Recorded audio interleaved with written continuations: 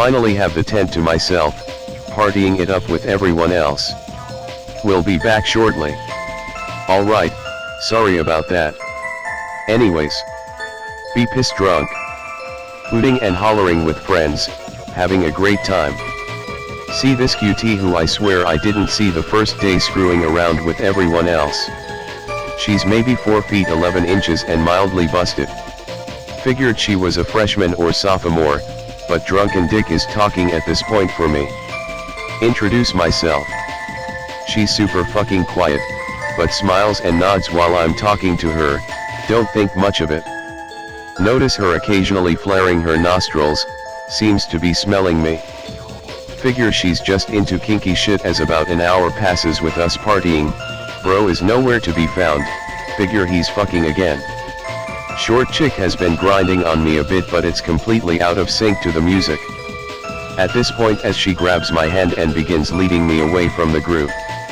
See bro and wave to him as he chases after me for a second as if something's wrong.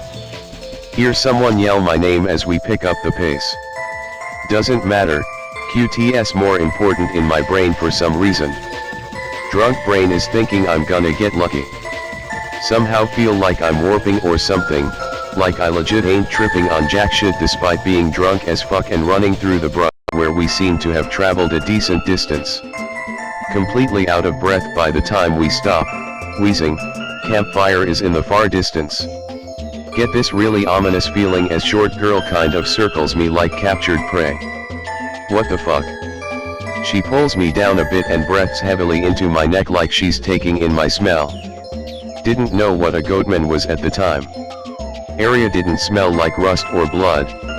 Area smelled like a porcupine in heat, don't ask how I know what that smells like.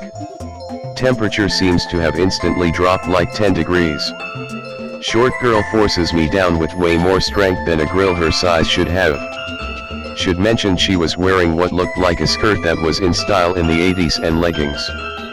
Fumbles with my belt and jeans like she doesn't know how to get them off. Fuck, I'm getting a handy from a cutie? Drunken brain doesn't give a fuck about the musk smell anymore or ominous feeling. Somehow managed to get pants off. Watch her pull down her leggings and drops down, but whiskey dick. Oh fuck, sex. I don't have a condom but if you're on birth go. She presses a finger against my lips. Get the roughest hand job I've ever had, but somehow gets me up enough to go in. Shit feels like nothing I've ever felt before, like definitely not fucking human, but this is a Christian image board so I don't want to go into the details. Smells of sweat and that damned porcupine musk. Playing with her tits, having the best damned sex of my life even though I can't feel half of it because drunk as fuck. Go to kiss her. She makes this gnarly sound like a nasally animal. The fuck? About to come buckets. Lean in to kiss her again. She's fucking singing the sugar sugar song in that voice your cat makes when imitating a person's voice, but it's more bestial, nasally and almost bellowing, but definitely trying to imitate the song I was singing yesterday. She's got this shit-eating grin while she's doing it. What the fuck? Try to push her off, but she grabs me by the shirt and forces me down. Think I hit my head on a tree or something. Blackout. You did what had to be done, Strelok. You followed the proud European tradition of fucking weird shit in the woods. But, are you a father? I've come a long way since then. Or I like to think so anyways. Those were bad times when I was browsing B from time to time. I hope I am. No clue, I tried going back a couple of years later, but there was nothing there, and got in trouble with the local sheriff. Anyways, that wasn't the last time seeing her during that trip. Moving to day 3 now. Anyways, back to the story. Wake up before the sun's risen. Still feel drunk. Have headache.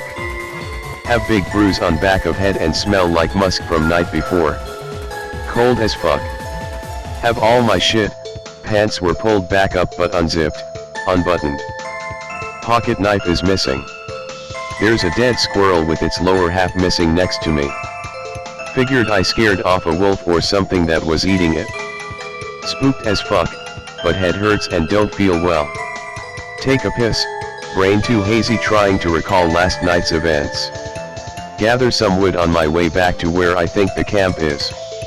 Takes me 2 hours to find it, sun is rising, camp was that far away and wandered around a little bit looking for landmarks to guide me back. Looking around for grill from last night.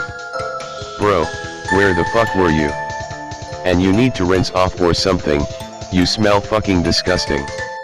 Bro seems super relieved but super pissed off at me when he wakes up / sees me starting a fire and eyeing everyone's tents. Sipping precious water and avoiding answering questions. Doesn't matter, had sex. With who? Describe her. Dude, there's no one in the group like that. Tell him he's a lying faggot. Couple of hours pass. Holy shit, there's no one in the group like that. All my friends in the group are pissed, questioning who the fuck I ran off with last night, why I didn't come back until that morning. Apparently they spent a couple hours looking for me to no avail. Too embarrassed to tell them had sex, that information is reserved for best bro, not the rest of those plebs. They were convinced a bear or some shit dragged me off and ate me. Eventually they shrug it off and we party it up again. I opt to stay with the group enjoying the great outdoors that day instead of partying it up back at camp given massive fucking hangover. Best bro is staying with me that day to make sure I'm alright. Tell him in secret what happened. His eyes get wide and he shakes his head. Tells me to never tell anyone else about what happened, ironic since I'm posting this here on K. Tells me I fucked jailbait. I think he was just trying to save me from explaining I fucked a goat girl. Sun has set but it's still not dark yet but it's getting dark. My group is heading back to the campsite. See grill in the distance. She motions for me to follow her. Feel like this is terrible idea in my gut, like everything in my soul is telling me to just get the fuck out of there. At the same time feel almost compelled to go out in the woods and figure out what the fuck happened. Tell friend I'm gonna go take a piss down by the stream, we'll be right back. His judgment lapsed for a moment I think because he didn't send a buddy with. Girl leads me down to the stream. Try asking her who she is. What the fuck she is. She puts her fingers on my lips again and makes a shush movement. Presses me up against a tree and we begin to go at it.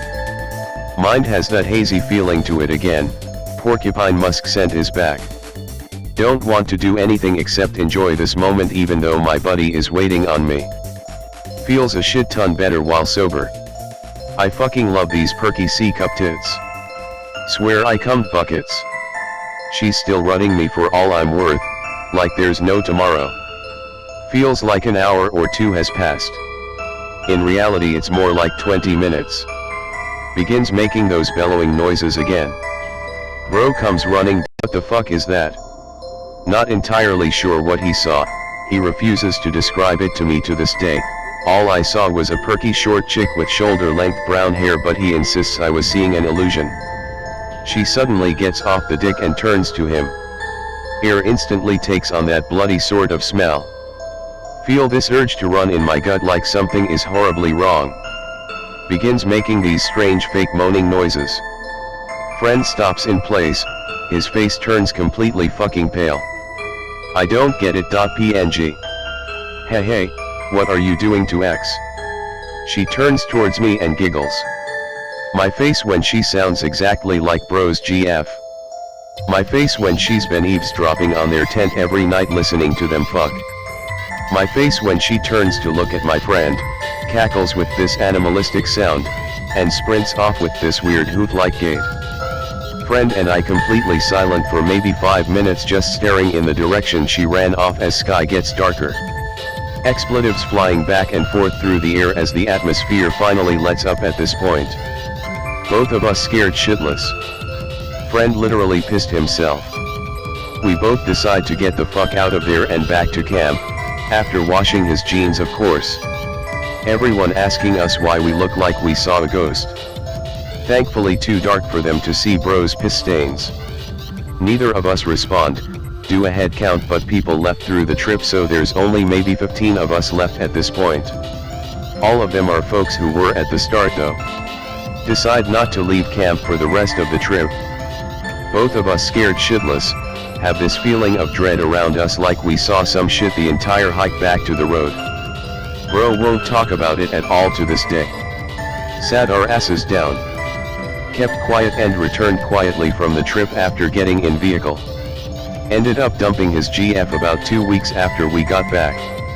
Told me he sees what he saw back there every time she'd make a noise while they were fucking or would giggle. Realize it wasn't the spookiest story, but it was 100% legit. Wish I had some sort of proof, but I threw away that tent after the whole fucking cunts became medium dog-sized. Wish I could tell you more, but I was constantly feeling a sense of dread since the first night that entire trip, and after discovering Goatman a year or so later I kinda put 2 and 2 together and figured that's what she probably was. Hopefully.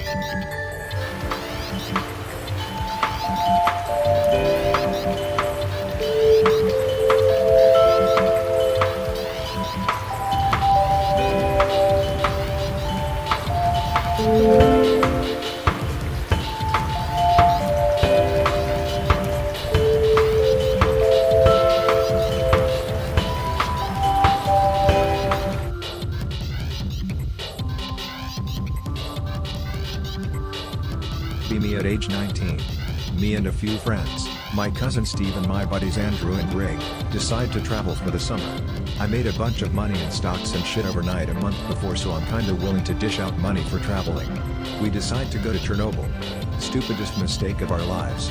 It was a fucking nightmare getting there. Ukraine is a shithole for those here who don't already know. Basically we got there and got in and it was pretty much just empty ruins and shit. We brought shotguns and I brought a 44 so we wouldn't get raped or robbed. 3's nights and freaky shit starts happening. Greg swears on his life he sees someone in an apartment window and he gets really sleeved out. Greg's bigger than all of us, but he can be a massive pussy sometimes. I tell him that if anyone fucks with us out here, no one will ever find their body. We all convince him and each other that it was nothing.